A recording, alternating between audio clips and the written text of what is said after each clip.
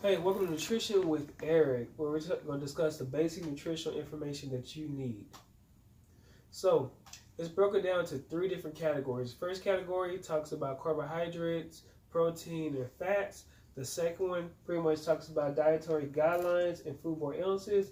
And the third one discusses the similarity in diets between the Mediterranean versus the zero carbs. So, we're talking about carbohydrates. It's the first source, all right? So pretty much it's an energy source that fends off fatigue and exhaustion. So your second source will be fats, and your third source will be protein. So carbohydrates and protein both have 4 calories per gram, as fats have 9 calories per gram. So when thinking about carbohydrates, you have simple carbohydrates, you have complex carbohydrates. So simple carbohydrates have monosaccharides and disaccharides for empty calorie foods such as table sugar, honey, syrup, candy, and some fruit. Pretty much those are refined carbs. They absorb into your bloodstream and they pretty much give you a spike, which is an increase. So an increased spike in your blood sugar and insulin levels. So then we have the complex carbohydrates, which are polysaccharides. And these polysaccharides or foods are mostly whole grains, vegetables, whole fruits, legumes, corn, potatoes, and whole grains. So with these are pretty much absorbed into your body slowly, but they don't give you no spike or anything else like that in your blood sugar level. So I told you that fats was the second, but we're going to go to protein instead, okay? So going with the protein, you have meats, poultry, fish, cheese, and milk. And so how we look at it is there's 9 essential amino acids or whatever that we need for our body. Our body does not produce it. And we have 11 non-essential acids that our body makes on their own. So, together, we kind of need them. So pretty much the whole thing of protein is the transport mechanisms from iron, vitamins, minerals, fats, and oxygen within the body. It's structured for antibodies to be able to fight infection, and it's our last resort of energy, which I said earlier. Because remember, carbohydrates is first, fat is second, and this protein is the third, which is last. You have complete. So when we talk about complete, we're talking about I would say contains all essential amino acids. Incomplete, it pretty much doesn't have all amino acids. And then the complementary pretty much is, I would say, combining incomplete protein to boost protein quality and obtain all amino acids in a way.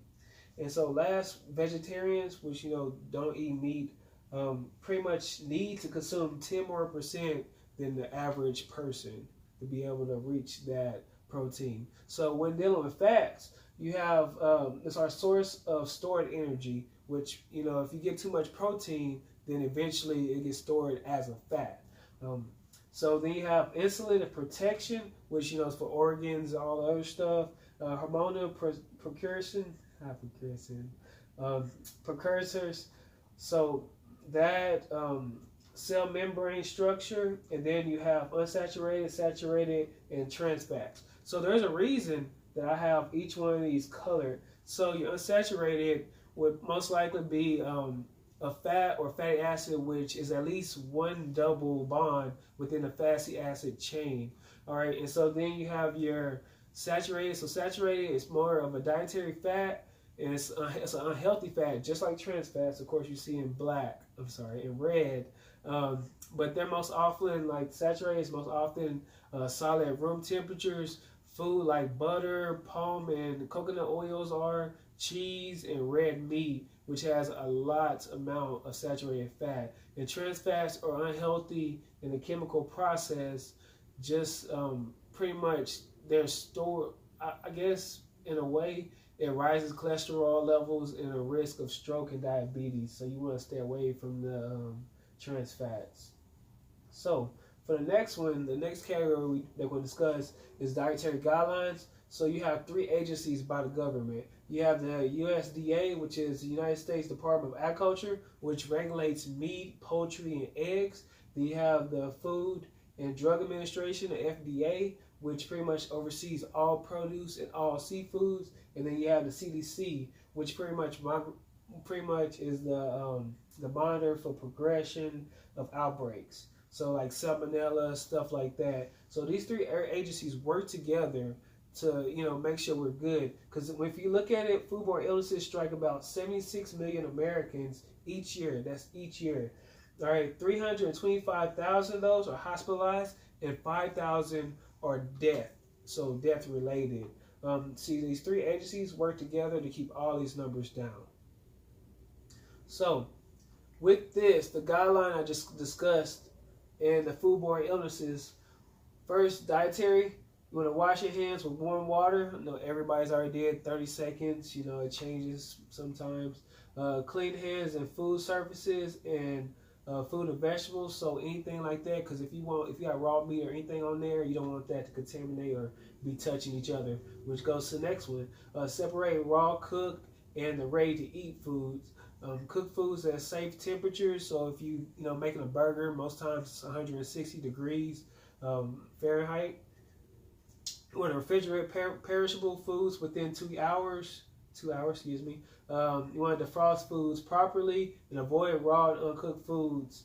Make them separate from each other, just like 2 and 3, of course. So the next thing on this side, talking about the foodborne illnesses, which like if you're at a grocery shopping store, anything like that, what you want to do is you want to check produce for bruises and punctures. So when you look at your strawberries, your blueberries, your grapes, you want to make sure that nothing is like bruised on it, no liquids on the plastic. You want to check that because those are pretty much signs that it can get, something mold or anything else.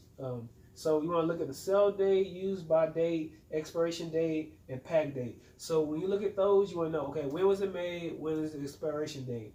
All right. Make sure packed goods are not torn, dented, cracked, or bulging. So make sure like a can or anything, if it's been dropped, just check it and everything like that, or just don't even use it. Go ahead and just find a good can or a good box that hasn't been cracked open or damaged. You want to separate food and poultry from each other, and you want to separate fish and poultry from other foods. So that goes back to the raw thing. You want to keep raw foods next to cooked foods or half-cooked foods. When shopping, choose refrigerated and frozen foods last. So what you want to do is you want to not go get a frozen food and then run to the hardware section of the store. You want to choose all your refrigerated and your frozen foods last. All right. So now the last two that we're going to discuss is the Mediterranean diet. So it's high consumptions of vegetables, fruits, legumes, and nuts and unprocessed cereals. It has a low dairy products. So milk, cheese, yogurt. So low consumption of that, and low consumption of meat and meat products. So pretty much the last thing, which is still that Mediterranean type of thing, is alcohol, but it's mostly wine, and it's mostly done around during meals. So the next thing that I was going to discuss is the zero carb diet. Is strict methods eliminating carbohydrates from their diet. So they pretty much want zero carbohydrates, which is not true or whatever, because there's about 15 to 20% of carbohydrates in meats and stuff like that. Well, I say 15% of total daily calories are consumed from glycogen foods found in raw meat and also in berries. So pretty much that's a little heartbreaking to be able to say a zero carb diet. The primary things you would eat are protein and fat. So now we're going to compare, well actually while I compare it, we're going to talk about the pros of each diet. So if you really look at it right here, you will see that meat and seafood and egg and dairy products are the same on each level. All right, and everything else, what you can consume, is kind of close to the same too. So the pros of each one. So the pro of the Mediterranean diet, it has lower risk of developing cardiovascular disease and type 2 diabetes. The second thing for the Mediterranean diet is beneficial for women because it has lots of nuts and decreases the chance of breast cancer. Looking at the zero carb diet, it's the quickest result. So if you're trying to lose weight, it's one of the quickest results. And it can be helpful to lower seizures in children and adults who suffer. The third one is beneficial for certain individuals who suffer from allergies because there's no sugar in it. Then we're going to talk about the cons of each one. So we look at the cons of each one. You have high levels of ketone buildup in the body, and that's for the Mediterranean diet. It has a raise in ketone level, which affects your blood glucose level and your blood pressure.